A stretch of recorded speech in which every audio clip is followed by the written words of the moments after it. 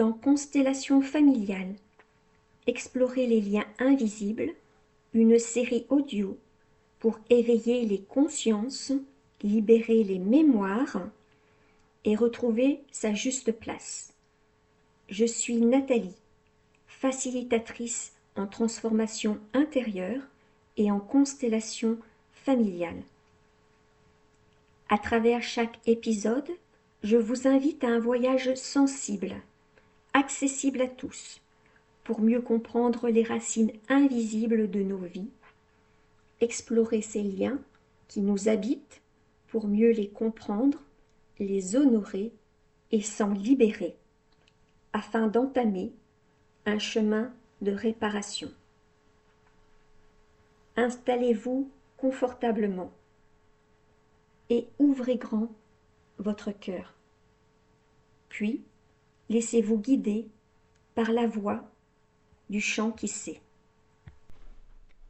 On entend souvent parler d'équilibre entre le féminin et le masculin.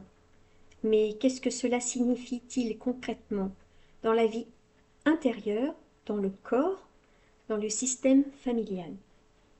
Aujourd'hui, on va explorer comment les constellations familiales permettent de réconcilier ces deux grandes énergies. Ce que Carl Gustav Jung appelait l'anima et l'animus, et comment cette réconciliation change profondément notre rapport à nous-mêmes, à l'autre, à l'amour et à l'action. Commençons par les polarités. Le féminin sacré, ce n'est pas être douce ou être femme. C'est l'énergie de l'accueil, de l'intuition, du lien au corps, au vivant, au mystère. Le masculin sacré, ce n'est pas être fort ou être un homme. C'est l'énergie de la structure, du discernement, de la mise en action juste, de la verticalité intérieure. Et en chacun de nous, qu'on soit homme, qu'on soit femme, ces deux énergies cohabitent. Mais souvent, l'une domine, ou l'autre est refoulée, déformée, blessée. Voici des exemples. Une femme très connectée à son intuition, mais qui n'arrive pas à passer à l'action. Un homme très actif, mais coupé de sa sensibilité, de son ressenti, de sa vulnérabilité. Quelqu'un qui attire toujours des partenaires opposés, comme pour compenser un déséquilibre intérieur. Et dans le champ des constellations, ces déséquilibres apparaissent très clairement. Souvent, ils prennent racine dans l'histoire familiale. Une lignée féminine marquée par la soumission, la colère ou le sacrifice, ou une lignée masculine marquée par l'abandon, l'autoritarisme ou l'absence, ou des conflits entre hommes et femmes qui se rejouent dans les générations. Quand ces conflits ne sont pas vus, ils s'impriment en nous. Et nous construisons nos relations avec ces mémoires comme toile de fond. La constellation permet alors un double mouvement. D'un côté, reconnaître ce qui s'est passé dans les lignées, les femmes blessées, les femmes sacrifiées, les femmes contrôlées, les femmes invisibilisées, ou les hommes humiliés, les hommes violents, les hommes absents, les hommes dévalorisés. Et de l'autre, retrouver à l'intérieur de soi un espace de réconciliation. Je vous donne des exemples. Lorsqu'une femme honore les femmes de sa lignée, sans se couper du masculin, elle peut redevenir puissante et aimante à la fois.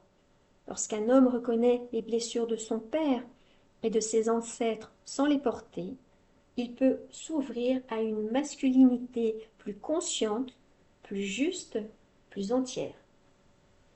Carl Gustav Jung parlait d'anima et d'animus, comme de nos parts intérieures inconscientes. L'anima, chez l'homme, est cette part féminine souvent projetée sur la partenaire.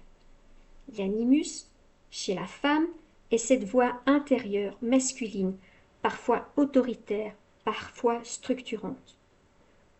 Tant qu'on ne les connaît pas, on les projette sur l'extérieur, et les relations deviennent le théâtre de nos luttes intérieures.